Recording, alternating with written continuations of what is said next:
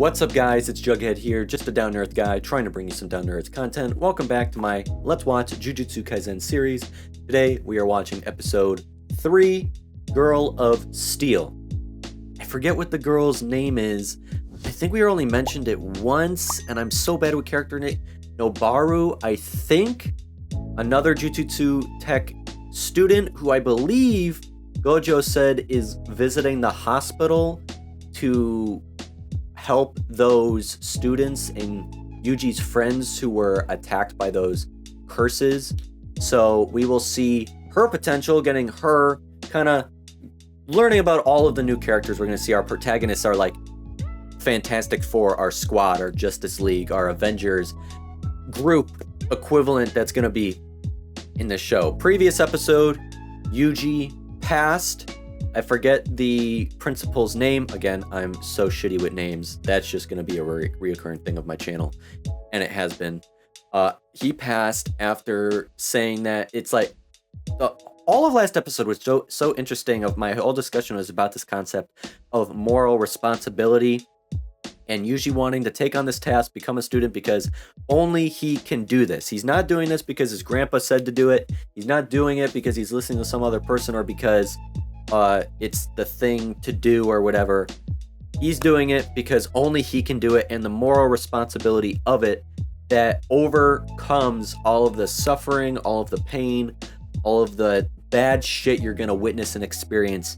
None of that matters because only he can do this, and I love that. My whole discussion, that was one of my favorite discussions that I've done for this series, even though it's only been 2 episodes.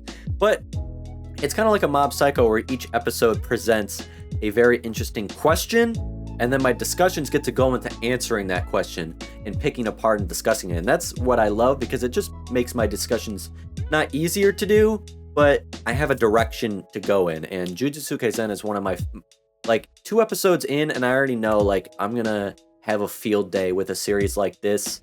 Animation, storytelling, dialogue, character development, everything. I'm just loving it so far. I'm only going to be on episode 3, and the show's still airing. So I also like that it's a new show, so new that I'm actually reacting to a show that's currently airing, even though it only has maybe 5 episodes left or something. I think episode 18 or something is airing soon. But enough of that. Let's get into episode 3 of Jujutsu Kaisen. So, Jujutsu Kaisen, episode 3. In 3, 2, 1, let's watch, shall we? And then as soon as I stop my intro, I remember Masamichi is his name. Couldn't remember it in the intro. Now I remember. Masamichi passes Yuji. Welcome to Jujutsu Tech, newest student. The moral responsibility of doing only he can do. I see Megumi and Yuji not being rivals so much, but like the butting heads or something. I feel that being. I also love the hip-hop in the background. Reminds me of Samurai Champloo. More edgy. Yeah, I feel like Megumi and Yuji are going to have a, not rivalrous relationship or interpersonal relationship, but it'll be interesting. Because, like, Yuji's the greenhorn. He's the newbie at the school. And everybody's already praising this kid. Rightfully so. He's eating a fucking Sukuna finger 20 times. There is Nobara, I think is her name. I'll find out in a few seconds. Macarons, I hate those. Tokyo, I want to go to Tokyo so bad. Only 3 first years. Exactly, it's very far and few between to come by. Yeah.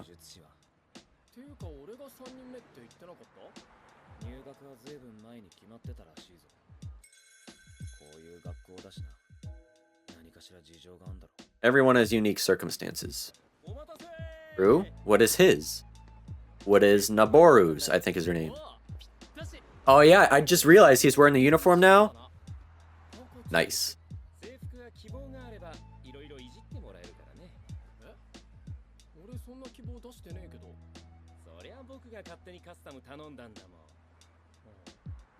I like how they kind of fits their personality.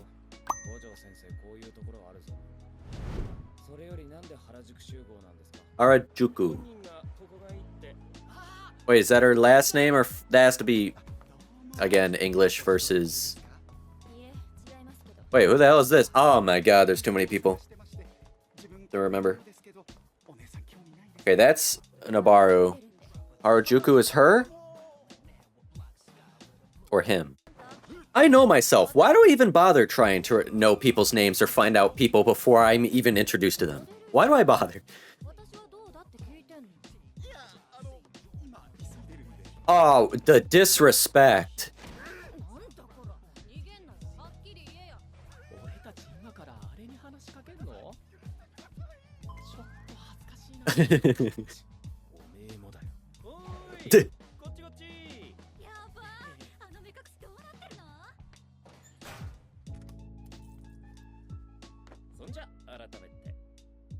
Wait. So, yeah, okay, Nobara. Nobara. I said Nobaru. I'm stupid. Nobara. Interesting, she asked about the blindfold, so how long has she been gone?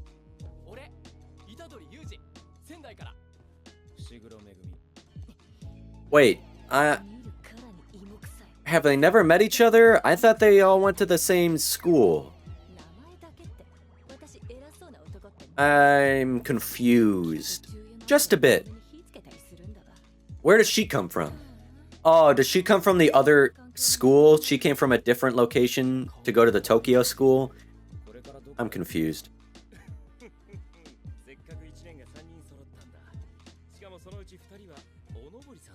Two of you are from the countryside, so of course we're going on a tour of Tokyo.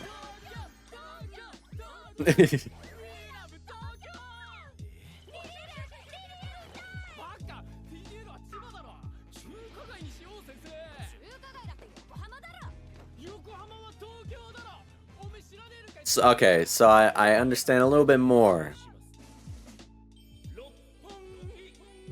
Roppongi. Oh, they're getting straight to work right away.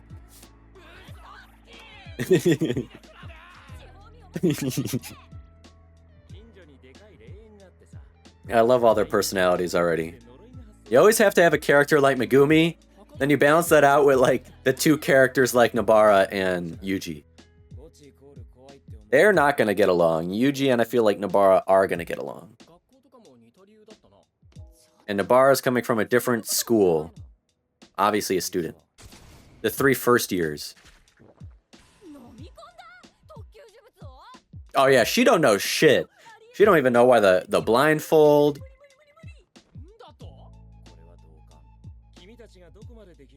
She don't know about Sukuna, him eating the fingers. Why he's even there.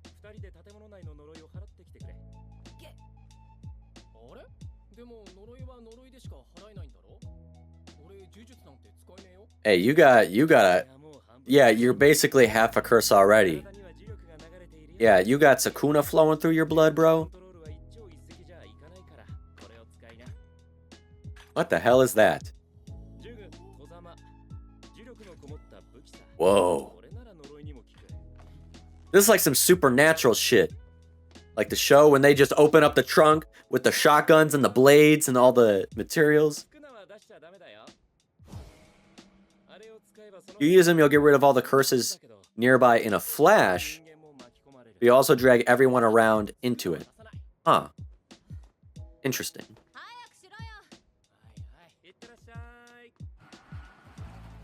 Megumi staying back?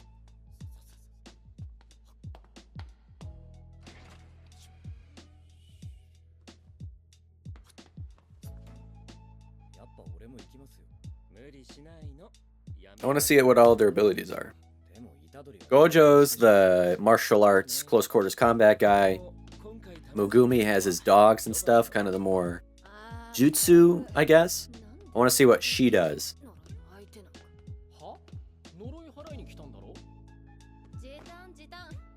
I thought she was going to the hospital to help the friends, though. I'm kind of confused. Maybe I interpreted the ending of last episode wrong.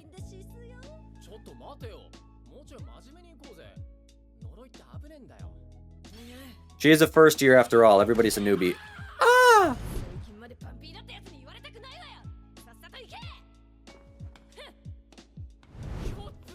We love a bad bitch. We love girls like her. The ones with a little bit of attitude, a little bit of personality. Ah, there we go. Slice them and dice them. I don't like bugs, so I ain't gonna like curses that look like bugs. You need a receipt. Do you need this knife in your fucking face? Cut him the fuck up.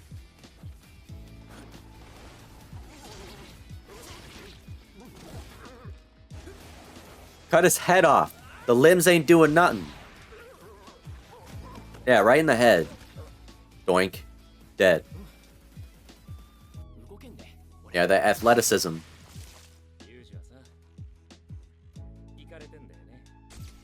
Few brain cells.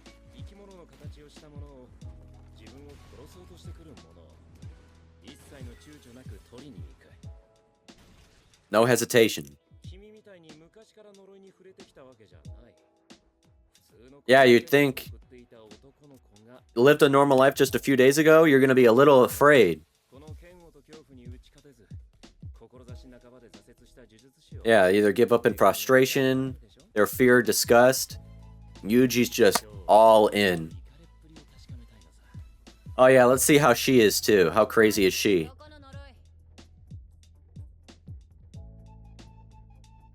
Mannequins scared the fuck out of me. There was an episode of Supernatural about mannequins. Gave me nightmares.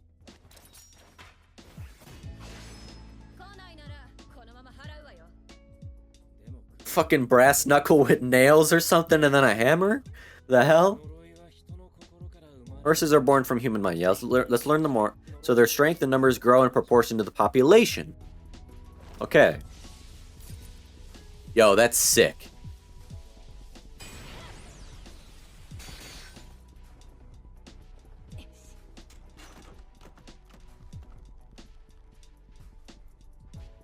I don't fuck with that. I don't like that. What does she understand or not? Different. Oh, yeah, because millions of people, tens of millions of people versus maybe a few thousand or hundred. Gonna be different. I need to learn more of that lore. Something as in like curses are powered by the population.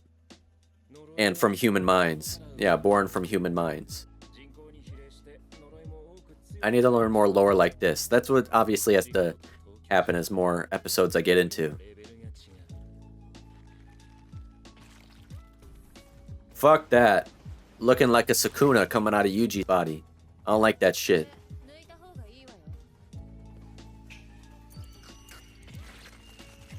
Ah, digging deeper. My curse energy will flow through you. A lot of you are explaining too, like the term cursed and stuff is kind of like aura, nen, chakra, chi. It's kind of like that. It's just a very unique word for it. What's about to pop out? Uh-oh. Nah, this is a curse. Taking the form of a living object to fucking get you completely off guard. It's fake. Not a real kid. Not a child.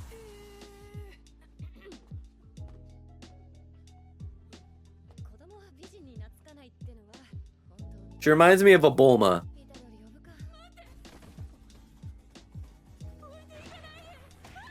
Oh shit! Snuffleupagus. Please don't squish his head.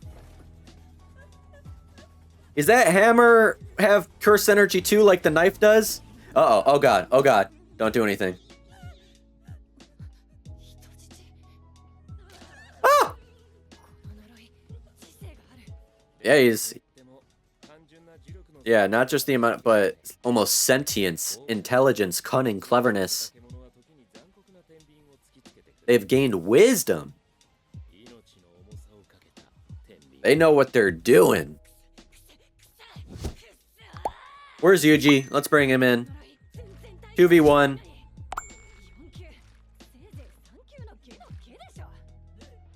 Yeah, she reminds me of Bulma a lot. With like her attitude, her self-image. What a bad bitch. Bulma's the genius, she's the sorcerer.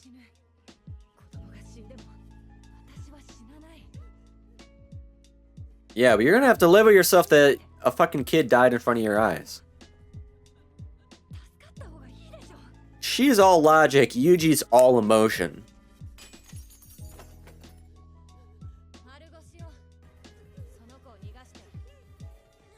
Or she's not going by logic.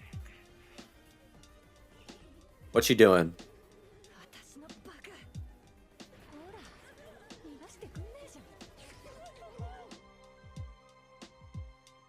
Where the hell is Yuji?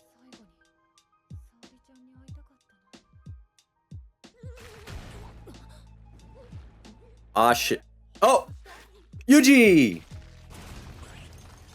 Oh, yeah. Strong as fuck.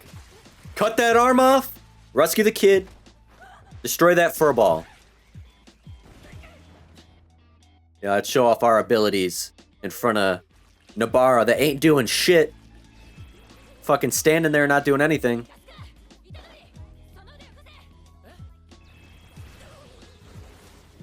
Summon him back.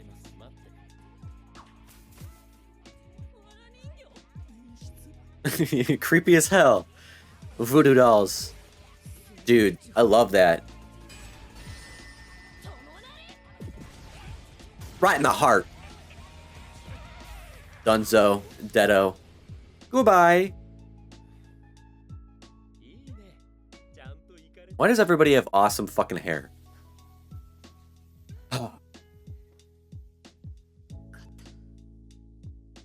They got hair goals. Oh, I like my hair. Okay. Mission accomplished.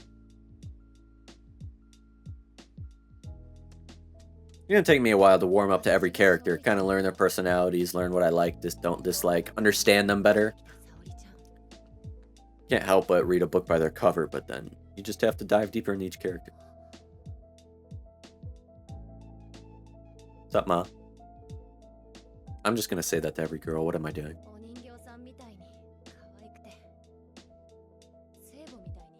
So is this Nobara right here? As a kid? Flashbacks?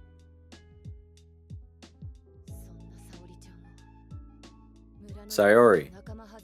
He was ostracized by the villagers. Okay, why?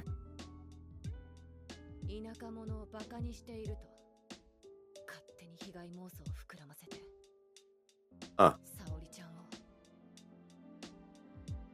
What? A little bit confused. Why didn't people like Sayori?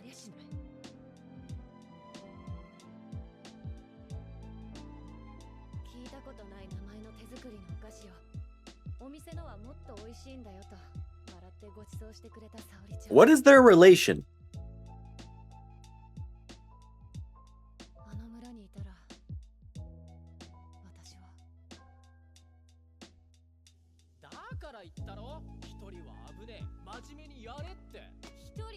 Are the curses also built up on like your memories or something, or your emotions? So you have to think about this stuff, kind of like a Patronus from Harry Potter.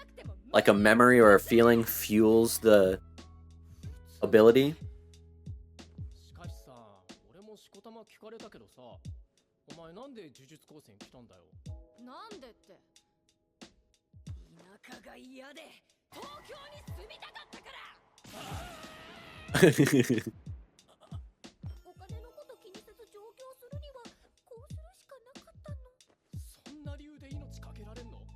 What a shitty reason. Obviously a lie, or the principal wouldn't have passed her. Just a front. He should know that. Ah, that's where you pass. That's an answer that passes.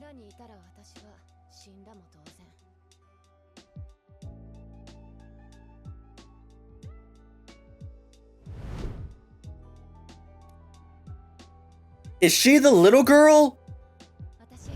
Or the adult? She had to have been the little girl, right?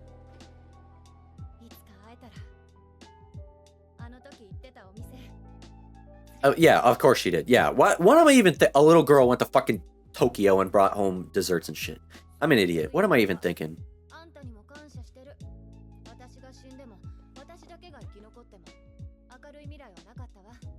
True. Okay, at least she's humble enough to say thank you and stuff.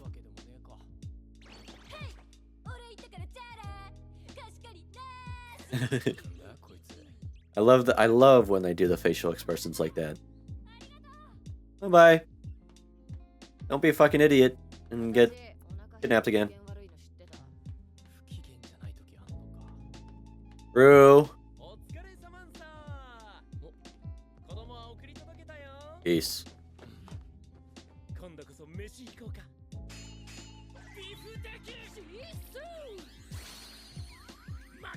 They're gonna be a duo, right, or something? The two of them. I'm him. I'm that kid. I'm just operating at such a low frequency.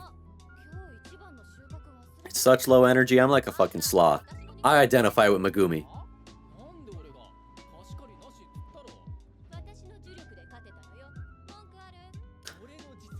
Yeah, okay, let's call it even. 50-50. Yeah, you didn't see him on the soccer pitch. On the track field.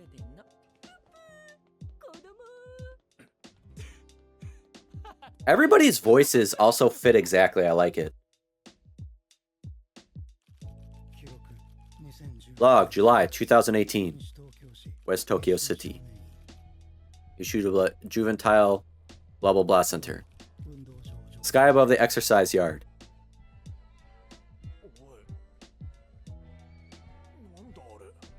What's happening? Unnamed apparition of potential special grade. Its cursed womb was witnessed by several non-jutsu sort. Ooh. That means it has to be really fucking powerful. What the fuck is that?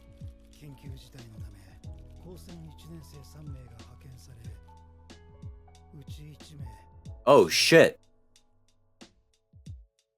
What? So, let's get into this. I don't think I really have much to talk about this episode. My notes and my bullet points aren't too extensive, you know, at least in terms of leapfrogging topic to topic like you usually or typically see me do very much so in Hunter x Hunter series if you watch those. Multiple discussions topics that I'll just like dive into individually for a good 10, 15, 20 minutes each. And sometimes I feel guilty when my discussions end up considerably shorter because I don't want them to come across as being lazy or lack of effort, even though I know, and I'm sure you know, that's not the case. But, you know, our brains work in stupid, mysterious ways. So, I'm only 3 episodes into Jujutsu Kaisen here. What's there to really go off of in only 3 episodes? Honestly, JJK is also, in my opinion, starting off on a much slower pace to the other anime I'm watching. So in 3 episodes, say in Hunter x Hunter, I was already being able to talk for a good 40 minutes to an hour. Episode 3, I'm only going to talk about like 1 or 2 important topics to me. My last 2 Jujutsu Kaisen videos were like over an hour. This is the first that'll probably run a bit shorter. I only have a few things I want to talk about this episode. Obviously, across all other anime I'm watching, some episode discussions are always going to be shorter, others longer, and JJK has 24 episodes this season. I'm only at episode 3, so just got to give me some time, you know? Let me get a few more under my belt. I'm 35 episodes in the Hunter x Hunter, which is, in my opinion, it started off way faster and has much more nuanced, intricate, complex storytelling content to drive my discussions to great lengths every single episode. 85 episodes in the Naruto, 110 episodes in the Dragon Ball Z after finishing Dragon Ball, only a couple episodes left to Samurai Champloo, and I'm 6 episodes into Mob Psycho, which is not a lot, yes, but the first season is only 12 episodes total, and every episode so far has been jammed packed with discussion-worthy topics. First 2 episodes of JJK started off the same way, presenting a very fascinating philosophical, existential question or idea. Like, first was what it means to die a proper death, and then what moral responsibility is. Episode 3 hasn't given that to me this time, so I have to, like, come up with it on the top of my head, like, okay, well, this is a topic that I want to discuss. Instead of the story itself driving the discussion, I'm driving it this time. And I don't think I found it this episode. I watched the episode twice. I'm prepared for this discussion with my notes, so I doubt I would have missed something super big that's like, oh my God, I can't believe I missed that. But to start off, I did want to say I actually checked out just a little bit of the manga after this episode. I was curious, being a newer creation. Of course, I made sure to only read the chapters that covered episodes 1 through 3 so far. Made sure to not fuck up and accidentally read spoilers like an idiot. Obviously, manga readers who knew Jujutsu Kaisen before the anime and dived into the story through reading probably have stronger reactions, feelings, and or opinions on this than I would. But I gotta hand it to MAPPA, MAPPA. They're the studio that runs Jujutsu Kaisen, right? The way they are translating scenes from paper illustration to animation, visualizing a more 3D-esque world in a sense, and the events taking place with our characters, going from a 2D on a page, single frame by single frame, panel by panel, to more lively 24 frame per second animation. This is something I always think about. How amazing that must feel to see and experience for the first time. I remember reading the Harry Potter series, for example, as a child, falling in love with the series, the books, and especially for younger children with simpler minds, with possibly a more limited expanse of imagination. Surely they have a very creative imagination, but just the expanse and the scope of what their imagination can be. To then see the world of Hogwarts and magic come to life on the silver screen, where before I only had words on pages to go off of to imagine what characters and the world and the spells looked like, that was actually magic to me. I can imagine the same for those who grew up on, J.R. Tolkien instead of with The Hobbit and the Lord of the Rings books. I can't relate to that, so I don't know. Or all the people around my dad's age, he grew up collecting Marvel comics during the Silver Age, just hundreds of them in boxes in the basement. I did him a favor and sleeved them up a while ago because he got some very valuable ones. And I asked him when I was a little kid if I could read them. Then the internet became an easily accessible thing, and I could just read all the comics online. Even though I do prefer feeling pages in my hands and just flipping a page. Obviously, I'm licking my fingers and flipping pages on 50-year-old comics that are worth thousands or hundreds of dollars. I ain't doing that, but you know what I mean. I just like to feel the pages in between my fingers. I can never do like a Kindle or something like that or read off a tablet or whatever, but I can imagine for my dad with things like Tobey Maguire Spider-Man, seeing iconic characters like the Green Goblin and Doc Ock, then the emergence of the MCU beginning with Iron Man in '08. I can relate in those regards, but I can only imagine how amazing it must feel for manga enthusiasts to read these stories they fell in love with and watch characters explore worlds you could only previously experience yourself by flipping through pages with single frame panel illustrations, and now you can hear the voices, see their faces, catch their mannerisms and their personalities. I could have said this in any other discussion for any other anime so far that I've been watching or reviewing, but this is like the first time I actually thought about it because JJK made me want to go see the manga myself. I don't know if I'm going to continue reading the manga because I don't like to spoil myself before the anime. I want the anime to be my first experience because that's just better for my channel and the content that I make. But I'll probably go back and explore it afterwards. There's one big thing I want to talk about this episode: character appreciation, specifically character dynamics.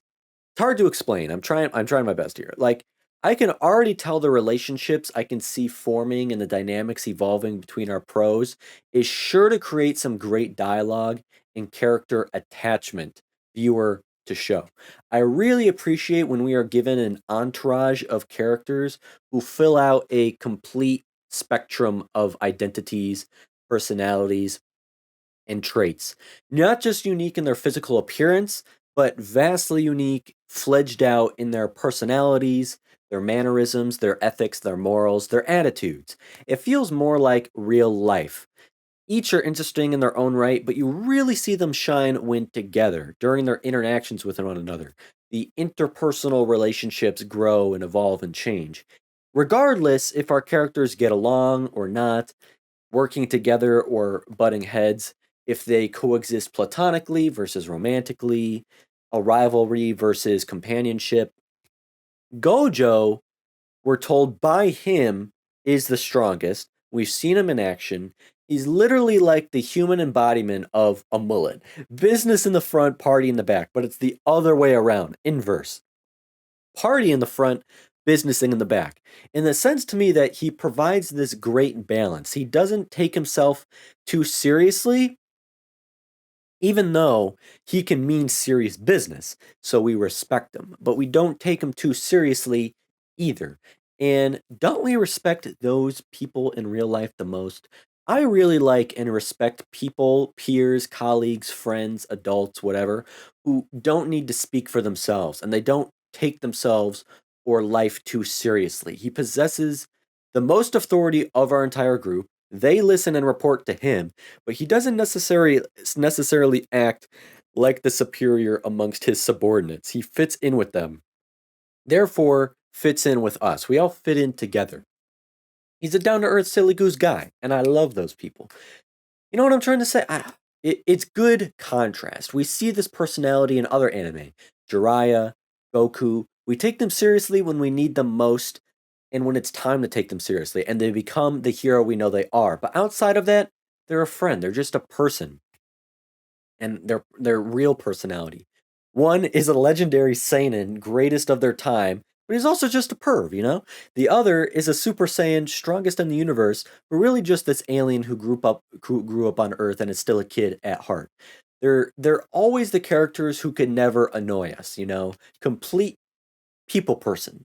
But you just have so many reasons to be intimidated by someone like Gojo, just an energy he gives off.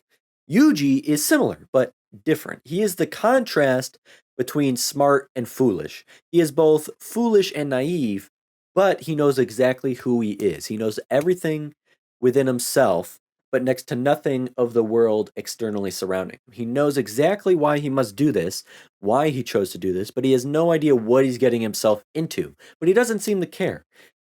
He is also a people person, and there's this lingering thought in the back of your head like, this character has to die by the end of this to kill Sakuna. Another great dichotomy and contrast there, the person he is versus the curse he consumes. It comes as Dr. Jekyll, Mr. Hyde, the best and the worst in one character, the protagonist and the main antagonist.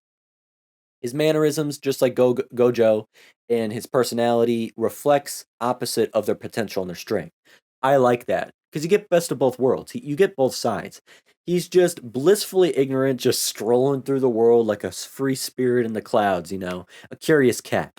Gojo, one of the most powerful sorcerers, Yuji, willing to consume one of the most powerful curses in existence at the expense of his own life in order to save at least one life, let alone all, because it's something only he can do. Megumi, he's weird to me because he's at the same time my least favorite character, but I also like him very much and identify or relate to him the most. It's like one of those things, you know, just because something is your least favorite doesn't mean you don't like it and saying it's bad. Like me saying, choose your top favorite bands or artists. So then the one you rank at 5, you're not going to say they're bad. They're just 5. That's just how you rank them. I like Gojo, Yuji, Nobara the most because we've gotten the most out of them so far. And so if I'm going to rank 4, I can't help that you got to fill the 4 spot with somebody. And I really like Megumi. I say I relate to him the most because his personality sort of matches mine. I'm very introverted. I prefer smaller, more intimate groups of people or one on one time with people most. Like big crowds, clubs, and bars fucking suck. I went to university with 50,000 people. Trust me, I got the college experience. However you take that, I qualify. I'm retired from that. That's just like I can't even imagine. I'm just exhausted from that. It ain't me anymore. But like I'm very chill down to earth, operate at a low frequency. I'm usually quiet and reserved, especially around new people. Closed book for sure. I'm definitely not an open book. Like one of those where once I get comfortable with you, I know my closest friends would describe me like almost as meeting the other true half of me, equal to like meeting a whole nother person. Because then you get my true sense of humor, you get my true personality, my immature, goofy side, and I'm super talkative when it comes to it. But and that can come in strides because I know at the end of the day that I'm still the quiet, calm, cool, collected introvert who is kind of a loner. Not lonely, but I'm completely content and happy being alone as what being an introvert is. I don't get my energy refueled externally from other people's validations. It's all internal to me. And just me who just doesn't give a shit about most shit, pointless crap I don't care about or doesn't affect me. Very go with the flow, go with the grain of life. Don't want to talk shop or talk business. I just want to talk life, love, fun. To me, that's what makes me like a Megumi. To me, that's partly like Megumi, not the latter part, but the beginning part. So I relate to him that way. I see myself more in Megumi than I do anybody else. That's the easy way to put it. And isn't that usually the case? Like the person you identify most or relate to most is like one of the people you like most. It can either go either way. The person you identify the most with, you connect with, or the person that you identify with the least, because it's kind of like looking at the opposite side of you. So experiencing something that you just wouldn't experience in real life. So it's on the opposite ends. But Megumi is who I like a lot and who I relate to most, but right now he's ranked 4 just because I don't know jack shit about him, you know?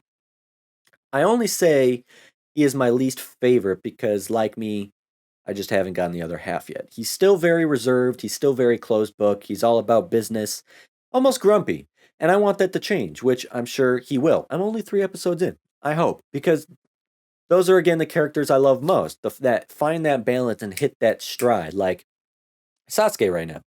85 episodes in is one of my least favorite characters, but I still really like Sasuke. But he is one of my least favorite characters because I just don't find him to have a broad range of emotions. Now, shit, yes, I understand. His entire fucking clan and his parents were murdered by his older brother, okay? I get that, but like, bruh, smile once or twice, my guy. Let me hear that laugh. Kakashi and Gojo are literally twins. Everything I described Gojo as is Kakashi. Hence why I fucking love Kakashi. Naruto, I've seen this kid laugh, yell, get fucking pissed off so much his nine-tail chakra comes out, ball his fucking eyes out to someone like Zabza. I thought he was gonna. I thought he was just gonna be some ADHD kid that annoyed the hell out of me, and for a stretch of time there, he really did. But then he grew on me because he displayed to me every emotion. You can be strong, fast, powerful as hell. That don't really mean anything to me if I can't connect to you on an emotional level, an entire emotional spectrum. Like Goku, broad spectrum of emotions. Same with Gohan. Same with Krillin. I may be starting to get just a pinch, just a hint, just a dash of that with Vegeta. Kind of during the Frieza arc when he died, but he's my least favorite character. Then take Piccolo, for example. You know the moment, Piccolo is my favorite character, by the way. You know the moment I really decided I liked Piccolo? Not just because he was cool and a badass, but because he became human to me. He fulfilled that emotional spectrum. You know when? When he sacrificed himself running in front of Gohan to save him from that blast and he died. And he, like, right as he dies, he thanks Gohan for being the only one to be his friend and to like him and to show him any respect or kindness. When he truly became family to Gohan, when he really became Uncle Piccolo. And he always protects Gohan. That shit changed everything with him, completely opened him up to blossom as a character. That's why he's my favorite, because I got everything now. Alongside just being cool and a fucking badass. Same with Mob Psycho 100. I came to really like Reagan when he started to show this mentorship side of him to Mob, this emotional side that he really cares and wants the best, has the best interest out for Mob. Hunter x Hunter, Killua, when he went from just being this kid who was just bored to learning he's never had a friend in his life and his family is incredibly abusive and manipulative. Leorio, I still need to learn much more about him. But remember, I didn't like him in the beginning. Then you find out he wants money, not for just some materialistic reasons, but to be a doctor to save children because his childhood friend died, and he slowly starts to warm up like some male tsundere. I want this from Megumi eventually. I ain't gonna like him if he doesn't evolve or change or grow and doesn't fill out that spectrum for me, and he doesn't get absorbed in that group like he's one of the guys, you know? It's just one of those things. If everyone is a goofball, what am I supposed to take serious or emotionally attach myself to? But then it's that if everything is serious and only serious, where are the ebbs and flows? I want to come up for air sometimes. It can be exhausting. Like, don't you feel exhausted after watching a straight up tragic series movie? And that's the term coming up for air. I've learned that in therapy. When your therapist or someone you're talking to about something deeply emotional, they sink you in to get as much information, but they know they have to let you come up for air. And that's usually what I do. The people who like usually make jokes around serious situations or around emotional things that they're talking about, I do this a lot. If I'm like being very vulnerable and talking about something very serious or emotional, I can't help but make a joke out of it or try and find some humor or make a joke to lighten the mood. And I was told that's what therapists call and psychiatrists call coming up for air. And that's what I like about comedic effect and humor in otherwise serious shows. You're coming up for air. But right now, like I said, I love and appreciate that our characters have spread themselves across this emotional, characteristic, trait based spectrum. Not everyone is just one flavor, not just vanilla, but we're getting all flavors. More than just Neapolitan ice cream, you know? But I want this discussion to focus on Nobara. Why? Because she is by far the highlight of this episode. Not only that, she has instantly gotten me excited and happy to finally see a strong, independent female character worth caring about. I think it is no coincidence at all today, us all living in a more progressive society, moving in the right directions towards equality and representation as a whole, arrives a story written during this time, current events, current time. The manga was written only a few years ago, 2018, so still modern, by a writer, Gege Akatami, who's only 4 years older than I am, okay? In their 20s, a young adult of my younger shared generation, reasonably also progressive and modern in understanding and opinions and feelings, I can assume, as most 20 something year olds like me are. You know what I'm getting at? Stories derive from the times in which they are told, or at least the aspects behind it. It is no coincidence I've had to wait for an anime created from a manga from less than 5 years ago to finally see a female character that stands on her own as a solid role model and strong representation for badass, independent, strong, free thinking women out there.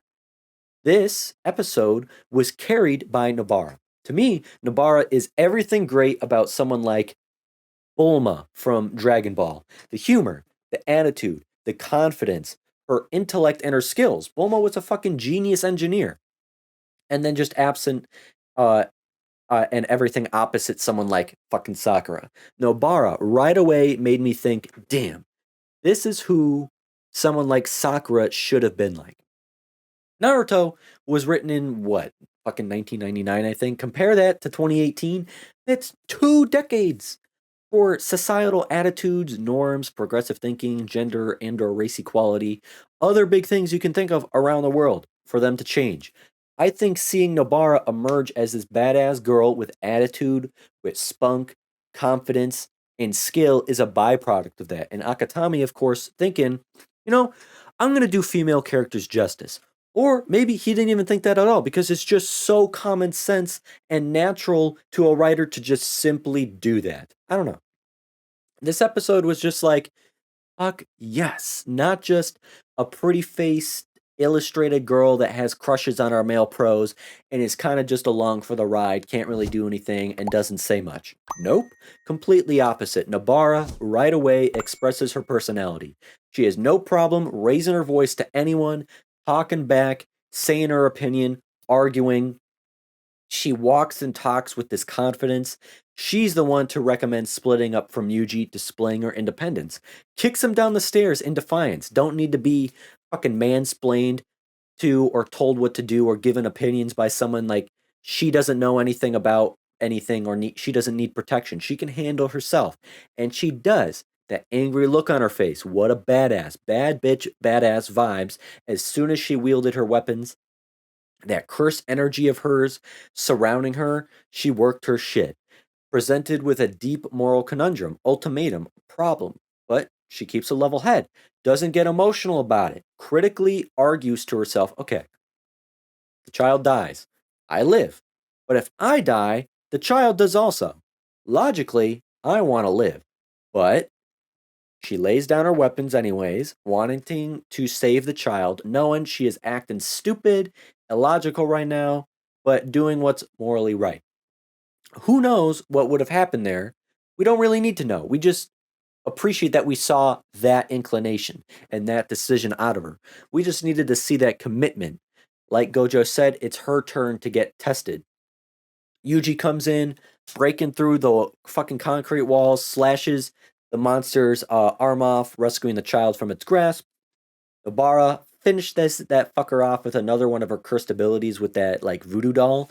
Neither of them shined above the other. The guy didn't shine above the girl because guys are better than girls, and the girl didn't shine above the guy for girl's sake. It was balanced teamwork. And afterwards, Nobara shows her maturity and her grace by admitting Yuji helped her back there and gives him her thanks. Boom! We just got fucking everything. But Nobara doesn't lose her femininity either. She's still, I don't even know what it is. She's still a girly girl, if that's what you want to call it. I don't know what other word to describe that as. She's a badass girl, unlike Sakura, besides the match against Ino, which, got fucking ruined at the end anyways, because they're still talking about fucking their crush Sasuke. She sorcerer student we see use her abilities, which were cool as fuck, which next to never see from other female characters in anime I'm currently watching. She's not beholden to no man. No romantic bullshit right off the bat to like define a part of her character and her existence in this story. No inferiority whatsoever to male counterparts. And it's not forced or pandering. It's not like it's for the sake of her being a female. Like, no, we acknowledge she's a female character and we value that and respect that, but she's also much more than just female. I don't, man, so much I know what I'm trying to say, but I don't know how to word it. And I just hope that people understand it. Kind of like those idiots who like try to hide behind racism or something by saying they don't see color. Like, bro, that's not a compliment. That's not a good thing to say. Why must you be colorblind in order to respect that person? Same with gender or sexuality. Why must you say you don't see gender or sexuality in order to respect that person? I don't know how to describe this. Akatami just does a really good job at balancing that, okay? And like I said, she still maintains her femininity and a more dynamic personality. We see her still talk about shopping, her opinions on boys, etc. She's just very well rounded. I was just super pleased seeing her character, literally just like a fuck yes, chef's kiss feeling, which gets me excited to see even more out of her in the future episodes. Even more of her being a great representation, image, role model, example, as well as just gaining another badass character we get to see do some badass stuff.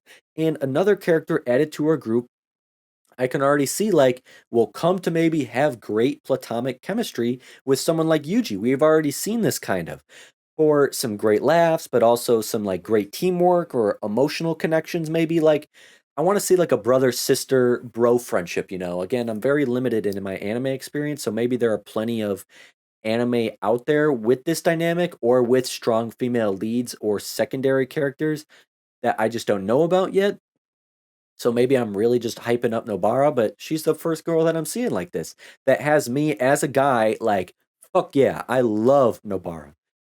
all I can compare it to right now is someone like a Sakura. And Nobara, in one single episode, has already shown me more than Sakura has in 85 episodes. So take that as you will. I then said I'm eager to see if Yuji and Nobara end up being like a brother sister friendship. I would like a dynamic like that.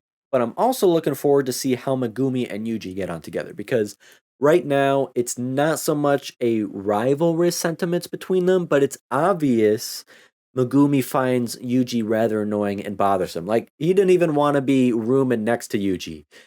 I don't know if he feels slight jealousy or anger towards him. This random kid just comes out of nowhere, becomes a student, passed by the principal with little contention, seemingly Gojo's new favorite kid, the savant, the prodigy, all because Yuji is able to consume this curse and save the world. Maybe he's feeling inferior. I don't know. That could just be straight up Megumi and his personality, just never in a good mood. I don't know. I do think Megumi respects Yuji. I don't see how he couldn't, can't, or wouldn't. Remember, Gojo said Yuji is missing a few up here, tapping his head. Yuji acts without hesitation. Like I described him, he's foolish and naive, but he knows who he is and what he is doing. So, he really foolish? Is he foolish for willingly being foolish? Yuji acts without hesitation in something he has only been exposed to maybe like a week's time. Something it's just something about him, you know? And Gojo can pick up on that. When many have given up in the past because they couldn't come to conquer their fear or disgust, that's what Gojo said. Yuji ignores all that as if there is no fear or disgust at all. Megumi has to respect Yuji for that. You kind of see it on his face when he's talking to Gojo as Gojo said that to him. Like, he understands now. Like, he didn't think of it that way before to see Yuji in that light. Yeah, he's annoying, but you have to give it to him for what he's doing. Megumi, Yuji, reminds me of like a Sasuke Naruto relationship. Like, in the 85 episodes I've watched, it's progressed, but maybe earlier than that. Like when they were still quite rivalrous, maybe, and right at that turning point when it like kind of stops being strictly rivalrous and more so respect, you know, when Sasuke witnessed Naruto and his strength, thinking back to when he used to call him scaredy cat to how he sees him now. That's what I kind of feel like is starting to go on here. It's also good for me to learn more about the lore and the world. We got some of that, just another pinch, another hint, another dash. Anytime they mention any lore or world building, my ears perk up because I need all the information I can get, man.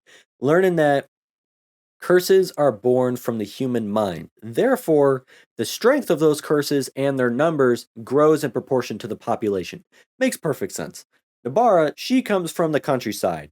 Curses from Tokyo, a city of fucking millions, are on a whole nother plane of existence and power. And by level, Gojo says that don't just simply or merely mean the actual amount of cursed energy the curse possesses, it's their cunning and their intelligence, almost like how evolved they are. Like when a virus evolves to counteract even more. These monsters somehow gain wisdom, the ability to act clever and sly, and being curses, they'll often force these cruel choices upon their foes that are going up against them with the worst possible thing at stake, the weight of human life in the balance. So, this is really interesting to know now. I'm going to need more of this, even in passing. I'm struggling just to keep making sure I still comprehend what cursed energy is as a concept. It's like me with Nen from Hunter x Hunter. I work and understand better with overwhelming amounts of information because that's just leading to more like connecting the dots and stuff like that. It's always sunny in Philadelphia meme where the guy has the whiteboard with all the strings and shit. That's me. I operate better like that. I feel so lost with the less info I have. That might be just rational, but so we see our monster force Nobara into that cruel position. Save the child that's taken hostage or let the child die. Letting the child die will guarantee her survival and safety, but attempting to save the child puts both her and the child's lives at stake because if she dies, the child for sure dies. It was interesting to read into Nobara's mind in that moment. She is clearly the logical one while Yuji is clearly the emotional one. Nobara is kind of like a Kurapika or a Killua. Yuji is kind of like Leorio mixed with Gon. I'll like to see this opposite contrast play more out in the future, especially as I hope we get this Yuji Nobara dynamic. And oh yeah. One thing I forgot to say or ask. We saw Megumi's cursed energy technique back in episode 1 when he summoned his Shikigami divine dogs. We've seen Gojo in action, though he more so just did like dodging and maneuvering so as to not expel useless, wasteful energy for no reason when he didn't have to. So I haven't actually seen his abilities yet. Yuji is more of a physical fighter right now. He is strong because of his cursed energy consumption, but we haven't really been exposed to his actual abilities yet, if he even has any. My question is, was that turquoise-ish, teal-ish energy flowing around Nobara her cursed energy? Like, is that equivalent to Megumi's ability? Like, Megumi is more uh jutsu hand sign techniques with his Shikigami, and Nobara is more energy nen equivalent almost. Like, did we see their abilities essentially? Like, I just want to make sure I know what I saw Nobara utilizing there because I haven't seen anybody do that yet, really. And what it like wasn't just a regular old hammer and nails. Obviously, there was more to it. I just don't want to interpret it incorrectly. But if explaining that to me would give me too bad of spoilers, then never mind. But if you can avoid spoilers and explain that, I would really appreciate that.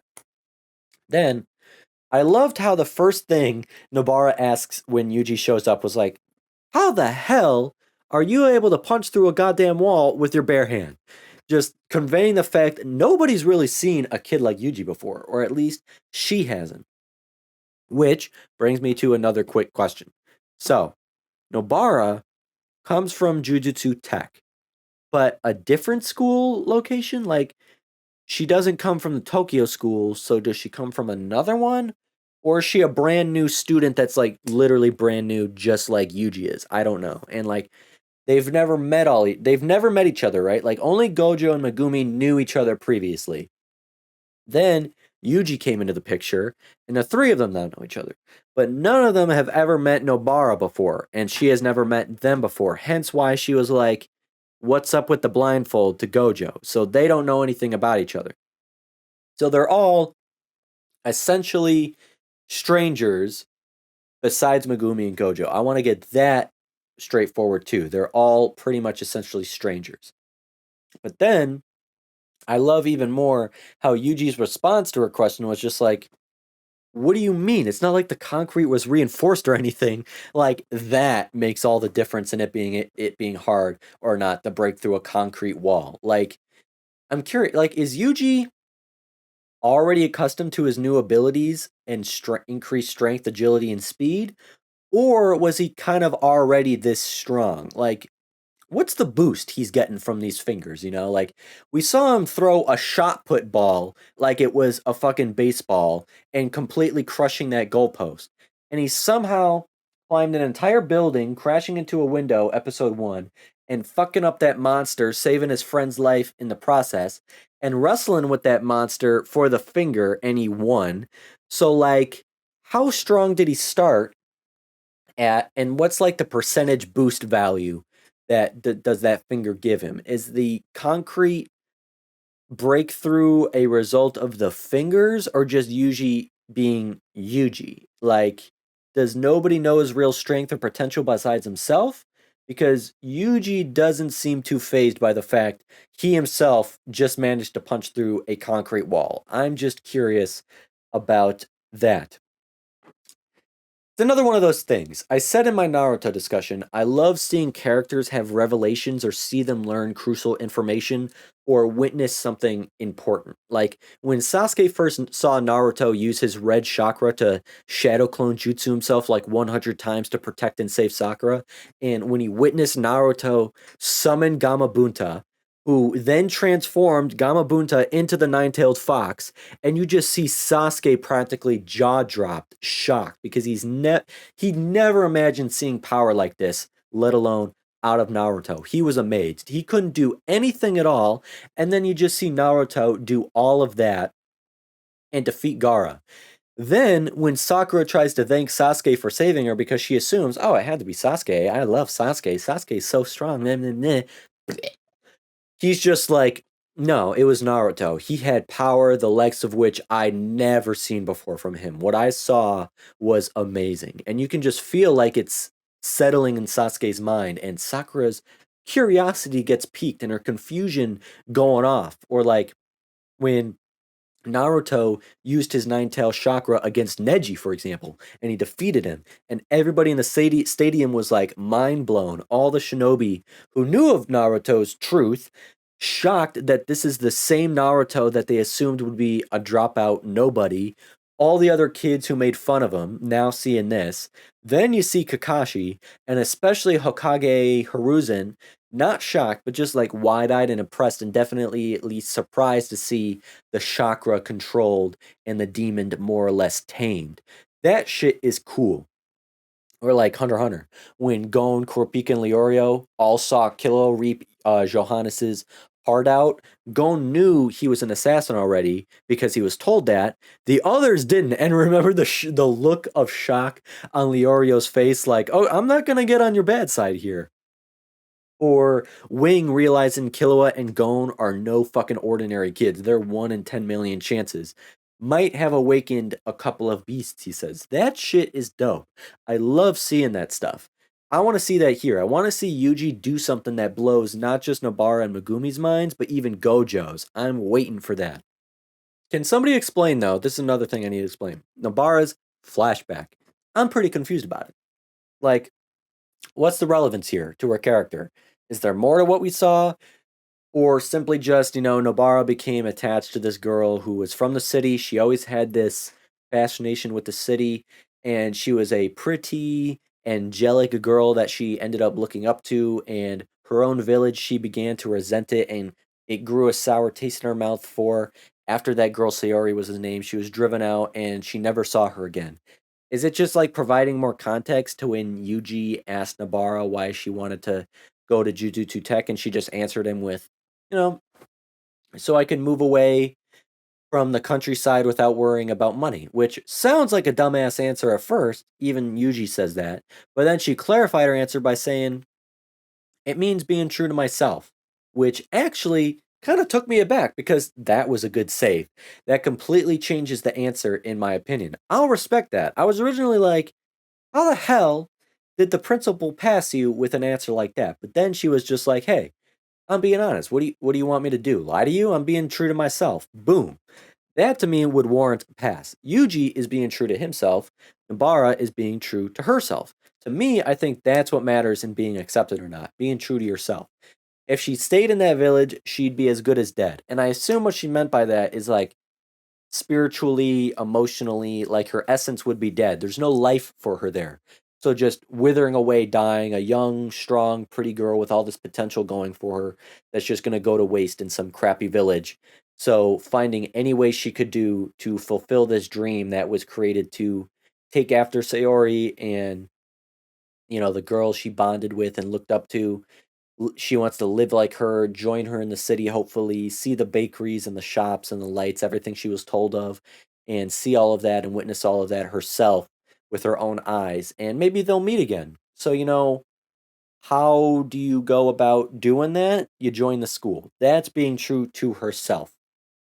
As I said before, sharing that emotional moment with essentially a stranger, Yuji, and then saying thank you to him, I can just tell I'm going to love this dynamic. I hope it evolves. They already show signs of having great chemistry together, and I'll be happy if, and almost hoping it remains strictly platonic, in a cool friendship. Like, rarely have you seen in the past a girl and a guy just be able to be friends and romance not becomes a thing, and you make it complicated and you ruin the whole friendship dynamic. They exist in real life, those friendships. I have them. So many people have them. And again, like I said earlier, I hope with a younger creator in a more progressive, cool, chill society that it gets written that way. Just let girls and guys be friends, let them be homies, let them be bros, even some sibling type vibes, like how your brother and sister just annoy the hell out of each other, but at the end of the day, it's all love. That would be cool. I've just seen enough of like a romance for romance sake, and I just hope with a modern story written in current times, that we can have male and female characters coexist without the seemingly apparent need to always have the two become an item. It gets old. The whole tsundere cliche or something too. If anyone is going to become tsundere, maybe have it eventually become Megumi, who becomes the male tsundere on us. I don't know. I'd like to see that. And then, lastly, talk about a fucking cliffhanger, you know? Like, what the hell? You're just gonna end the whole episode by showing some goddamn 2001 A Space Odyssey looking ass type giant ass baby embryo floating in the sky that even non-jujutsu sorcerers could witness, implying maybe it's a super goddamn powerful entity curse that even normies can see it. Like, bro. And if I understand it correctly, that's how I understand. Like, not everybody can see curses, right? They called it unnamed apparition of potentially special grade, blah blah blah blah blah. And oh, cliffhanger: a Jujutsu tech student dies. Whoa! You want to run that back for me? Rewind. Where's the remote? Huh? You say 3 survive, 1 die. 1 die. You just gonna let that slip in? That's interesting. Obviously, it's going to be Yuji. That's how I see it. If anybody's going to fucking die, it would make sense Yuji, the one with the goddamn strongest curse ever inside of his body. There's going to be, like, is going to be the one to die because that's the easiest to explain how he can come back to life. That's my prediction. Yuji dies, but not really. He comes back to life. Like, what, you're going to kill Gojo, the one everybody got a crush on, and the most powerful guy we know jack shit about that's like the poster boy for your entire fucking show? No. You're going to kill Megumi, the one we have like least the fucking character development on so far, and kill him too early? Nah. You're going to kill fucking Nobara, literally the girl we just met and the only girl protagonist in the entire show who's maybe one of the coolest? Hell fucking nah. Bruh, you're going to kill Yuji. Sukuna inside him, his ass waking up, and we'll just have to wait to see how and what happens. Hopefully, I don't end up eating my words, because then the last minute or two of me talking right now is just going to be me sounding like an overconfident, cocky jackass. So, really, just episode 4, here we come, don't make me look dumb. That rhymed. And I guess with that, I'm going to end my discussion here today. If you enjoyed the video and found it entertaining, hitting the like button to let me know is awesome. Better yet, if you want to keep up with all future content, be sure to subscribe to stay in the loop. Make sure to keep the conversation going down in the comments below so I can connect with you all more, build this community. You know that's the most important thing to me. Follow me on social media for my personal side and my photography if you would like. Having said all that, and with that said, so long, farewell, until next time, thank you, be happy, and I hope you have a good one. Peace.